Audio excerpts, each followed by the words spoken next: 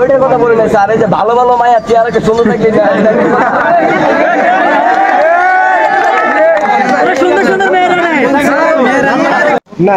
Bangladesh government যে decision দেয়, যে আইন আপনারা জানেন, এলাকাবাসী, রিক্সাওয়ালা, ভ্যানার সবাইকে জিজ্ঞাসা। আমাদের সমস্যা ওইটা না, আমি বলতেছি, আমার একটু বলতে দেন ভাই। তারপরও আমরা সকল আইনের প্রতি শ্রদ্ধাশীল। কি যেহেতু এটা একটা ডিসিশন, বিশাল ডিসিশন, সেপাল করলো অনুপ করলো না তা না, সবাইকে আমাদের এটা করতে হবে নাকি? আমরা সবখানে বৈষম্যটা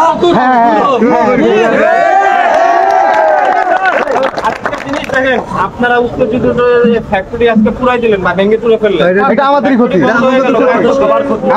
আমাদেরই ক্ষতি। আমরা এই সবে নাই, আমরা এই সবে নাই, আমরা ফ্যাক্টরিগুলো আক্রমণ করার আর যে কোনো দাবি দেওয়া থাকলে ফ্যাক্টরির সামনে থাকবেন, রাস্তা অবরোধ করবেন না। আপনারা রাস্তা অবরোধের জন্য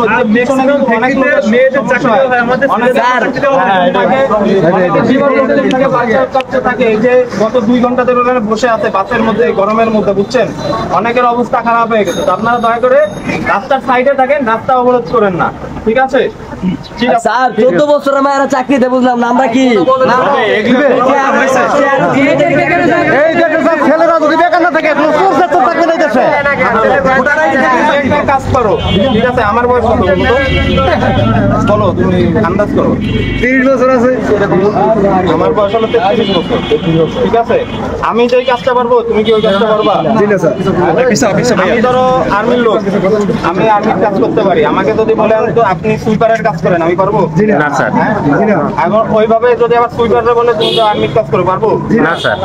মেয়ের যে কাজটা আছে সেটা তো মেয়েরই করতে হবে, তোমারে দিলে পারবা? তোমার যে কাজটা আছে সেটা ওইটার কথা বলি না স্যার, এই যে ভালো ভালো মায়া চেয়ারকে সুন্দর থাকলে সুন্দর সুন্দর মেয়েরা নাই।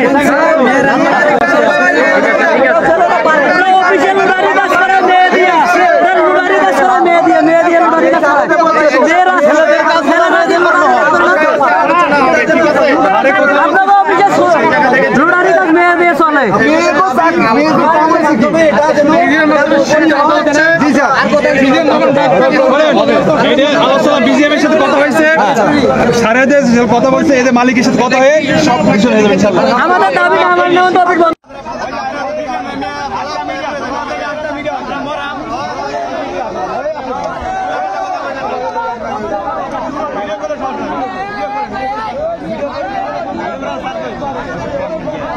মাঝখানে বৃষ্টি আসে, এই বৃষ্টি আসার কারণে আন্দোলনকারীরা ফুটবল খেলে এবং এই যুক্তিততা দাবিটা নিয়ে সবাই আসলে এটার পক্ষে থাকি। এবং ভিডিওটা ভালো লাগলে আপনারা সবাই শেয়ার করবেন এবং অন্য 10 জনকে দেখার সুযোগ করে দিবেন।